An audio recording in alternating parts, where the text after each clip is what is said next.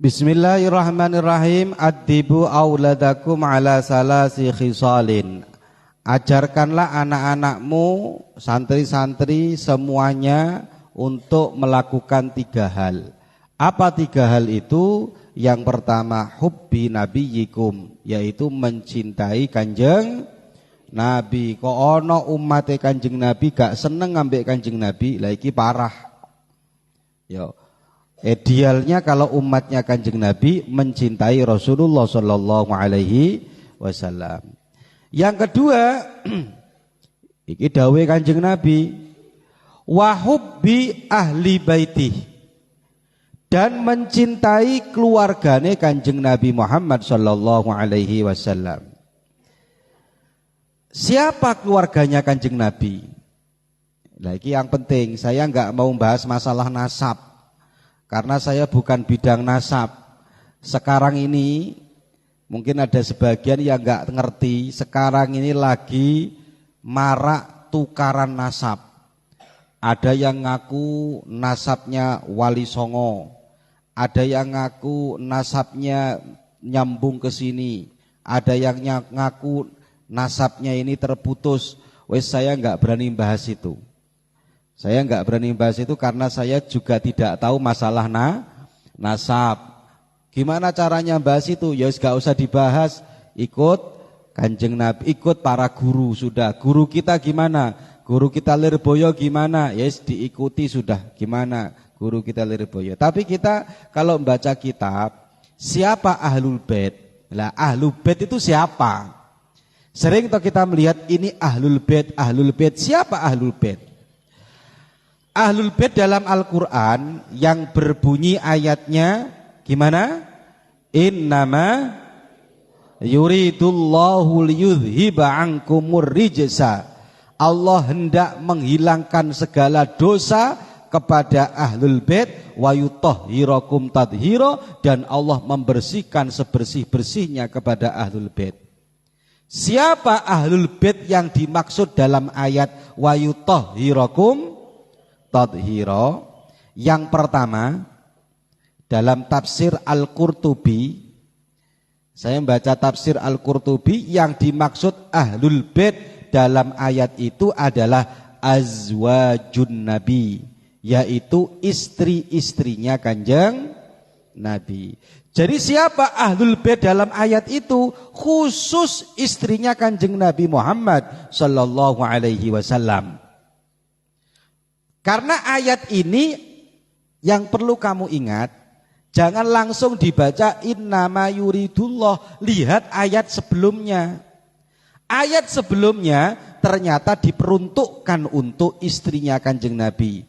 Ayat sebelumnya kan ya nisa'an nabi lastunna ka ahadim minan nisa.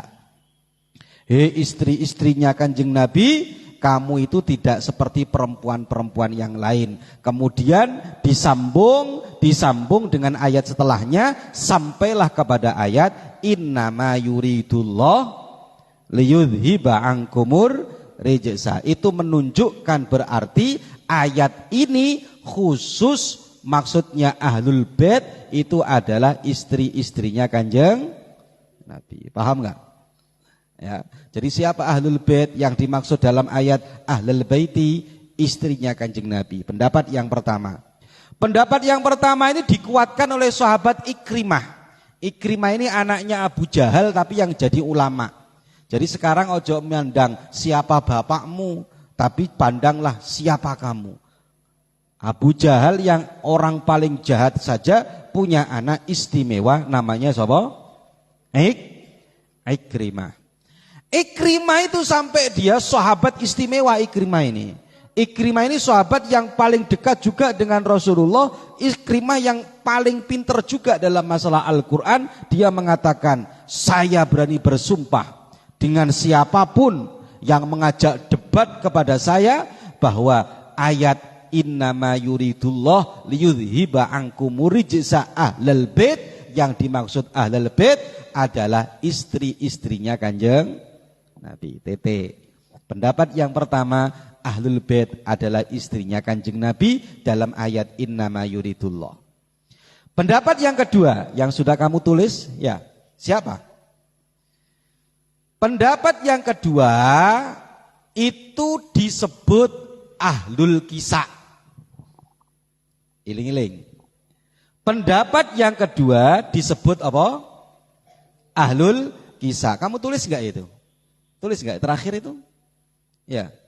Pendapat yang kedua ahlul kisah. Jadi kalau kita mau membahas siapa ahlul bait dalam ayat itu, yang pertama azwajun nabi, yang kedua adalah ahlul kisah. Kisah itu apa? Kisah itu selendang. Semacam tadi saya nggak pakai ini ya, nggak pakai apa namanya itu serban, semacam serban besar itu loh, kisah itu. Kenapa kok ahlul kisah? Kenapa? Siapa ahlul kisah? Karena begini ceritanya. Ketika ayat ini diturunkan, ayat innama yuridullah itu diturunkan, hina nuzilal wahyu alaihi, kalau dalam tafsir Ibnu Katsir. Lah ini yang kedua, ini tafsir Ibnu Katsir sekarang. Menurut tafsir Ibnu Katsir itu ahlul kisah. Ahlul kisah itu ketika ayat ini diturunkan, Kanjeng Nabi itu manggil 4 orang. 4 orang itu Sayyidina Ali, Sayyidah Fatimah, terus Sayyidina Hasan dan Sayyidina Husain. Berarti 4. Terus Kanjeng Nabi ngambil selendang, semacam serban besar, terus ditutupi. Seret. Terus kemudian Kanjeng Nabi membaca ayat innama yuridullah liyudhiba ankumur rijsa ahlal baiti wa yutahhirakum tadhira. Kemudian Kanjeng Nabi mengatakan Rabbi haulai ahli wa ahli baiti. Ya Allah, inilah ahliku, keluargaku, dan inilah ahlul bait. Maka menurut pendapat yang kedua, ayat ahlul bait yang dimaksud dalam ayat ahlul baiti wa yutahhirakum tadhira itu hanya 4 saja. Nomor 1 siapa? Sayyidina Ali. Nomor 2 Sayyidah Fatimah. Nomor 3 Sayyidina Hasan. Nomor 4 Sayyidina Husain. Disebut apa? Ahlul kisah. Ahlul apa? Ahlul kisah. Berarti ahlul bait itu ada yang mengartikan azwajun nabi, ada yang mengartikan ahlul kisah. Ya, 2. Tapi juga ada yang mengatakan ahlul bait itu siapa? Ahlul bait itu ya keluarganya Kanjeng Nabi, zuriyahnya Kanjeng Nabi sampai hari kiamat, fin nasab, dalam segi nasab. Karena ada hadis yang berbunyi an-nujumu amanun li ahli sama. Bintang-bintang di langit itu adalah pengaman untuk penduduk langit, wa ahlu baiti, dan keluargaku itu adalah amanun li ahlil ardi, pengaman untuk ahli bumi. Makanya ono nadoman ya apa ning tiba itu rek. Gimana nadomannya itu? Ahlu baitil Mustafa tuhurihum amanul ar. Loh ya ta. Wis gak apal santri kok nadoman iki, ojo mondok mulih. Santri gak apal nadoman sing biasa-biasa. Ahlu baitil Mustafa tuhurihum amanul ardifat syubbihu bil jumizuri mislama. Lah itu putri hafal enggak? Enggak hafal, ngapalkan. Santri putri kok gak hafal iki, wis gak usah kawin. Mondok sampai tuwek, sampai elek. Lah keluargane Kanjeng Nabi itu apa? Dari para ulama, Ahlu Baitil Mustafa Tuhuri hum amanul ardi.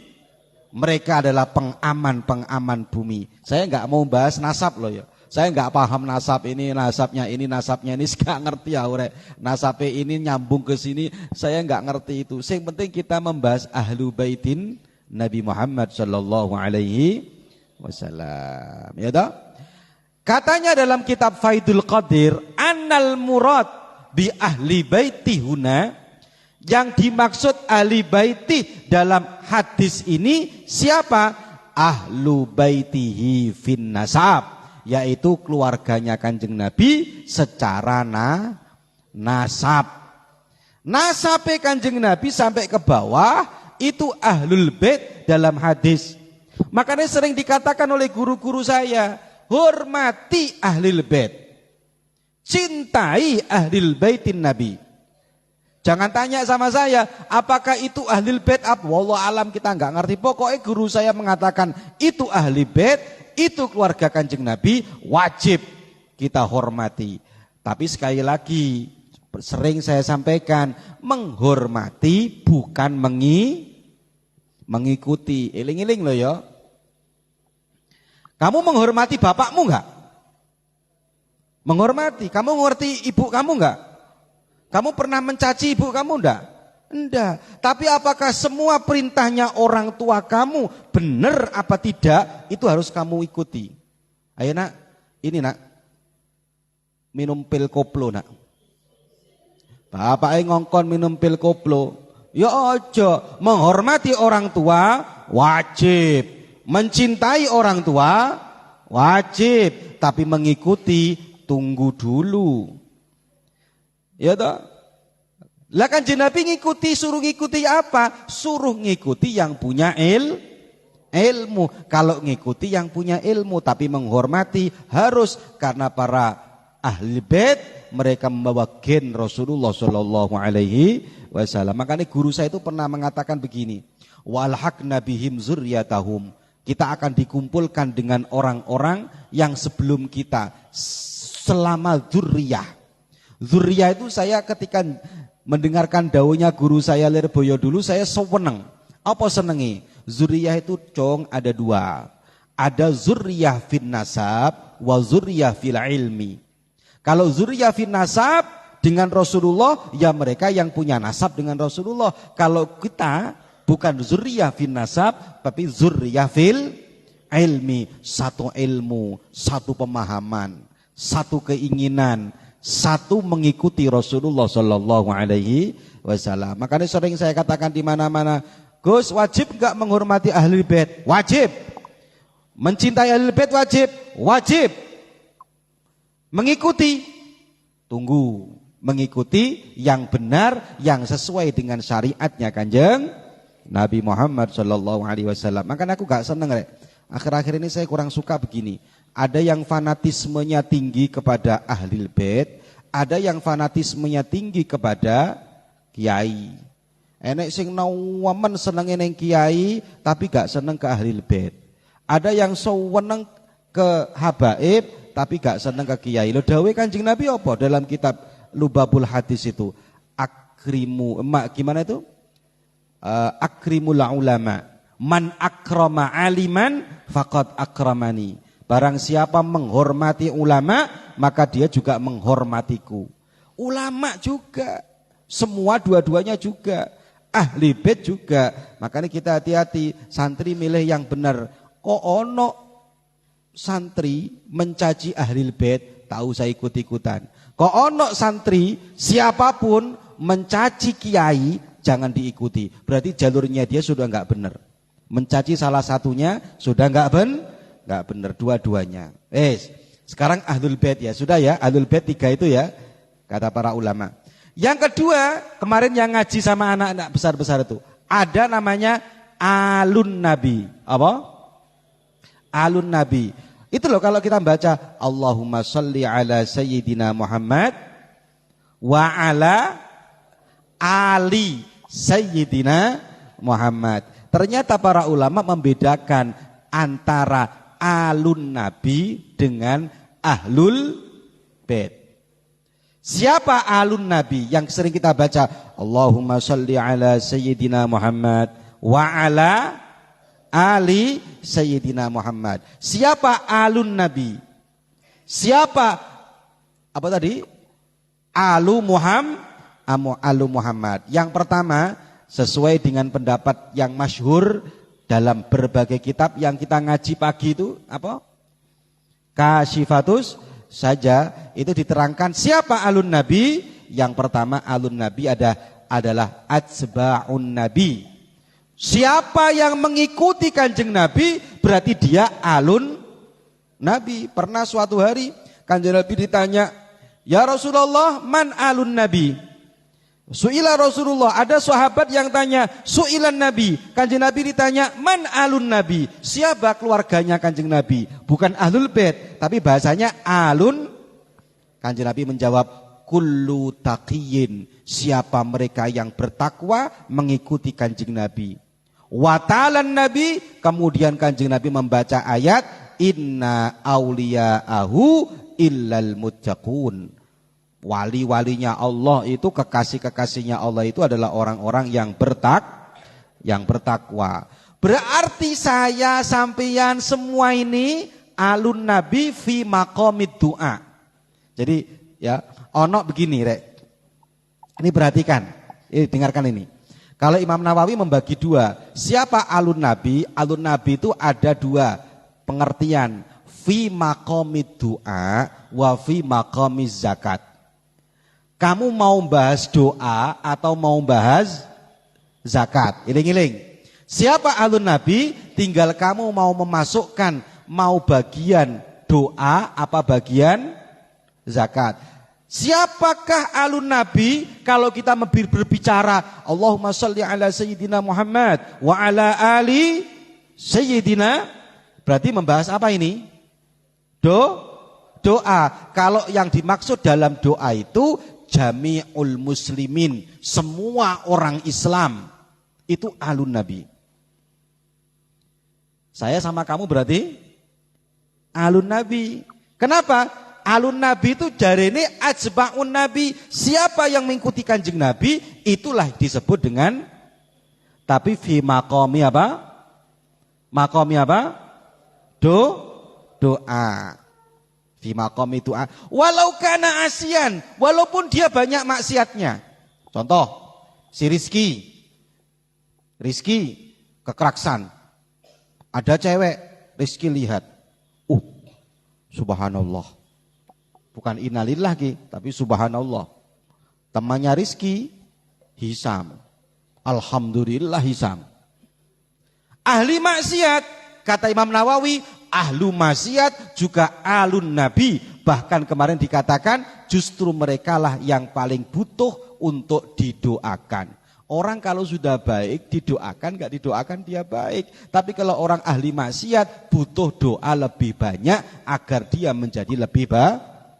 Berarti kalau begitu umatnya kanjeng nabi yang baik, yang gak baik, yang maksiat, yang gak maksiat, semua disebut alun nabi, tapi fi maqamid doa. Ya, fa maqamid doa. Yang kedua adalah terakhir guys. Yang kedua adalah fi maqamiz zakat. Apa? Fi maqamiz, dalam urusan zakat. Kalau yang disebut bahasa dalam kitab kuning, siapakah alun nabi yang tidak boleh menerima zakat? Jadi kan gini, ada orang yang boleh makan zakat, ada orang yang tidak boleh makan zakat. Kamu ini boleh makan zakat, boleh. Yang enggak boleh makan zakat, alun nabi. Loh, tadi katanya kita alun nabi. Oh beda. Kalau kamu alun nabi itu dalam maqamid. Tapi kalau alun nabi dalam maqamiz zakat, dalam pembahasan zakat, itu adalah Banu Hashim wa Banul Muthalib, yaitu keturunannya Bani Hashim dan keturunannya Banil Muthalib. Jadi kalau mau bahas maqamil zakat, jadi orang-orang Kenapa zakat gak boleh diberikan kepada keturunannya Kanjeng Nabi? Alasannya kenapa? Alasannya zakat itu kotoran. Ibaratnya kamu mengeluarkan kotoran, ya ibaratnya lah ya, ibaratnya soleh mengeluarkan kotoran leh. Tahu kotoran leh? Tahu? Kalau kamu ke sungai itu leh, kuning-kuning, apa namanya leh? Kotoran. Pas kotorannya soleh dikasihkan kepada keturunannya Kanjeng Nabi, kan penghinaan. Kalau mau ngasih keturunannya Kanjeng Nabi sedekah. Jangan ngasih zakat. Keturunannya Kanjeng Nabi tidak boleh mendapatkan zakat. La alun Muhammad atau alun Nabi fi maqamiz zakat itu bukan jami'ul muslimin tapi siapa?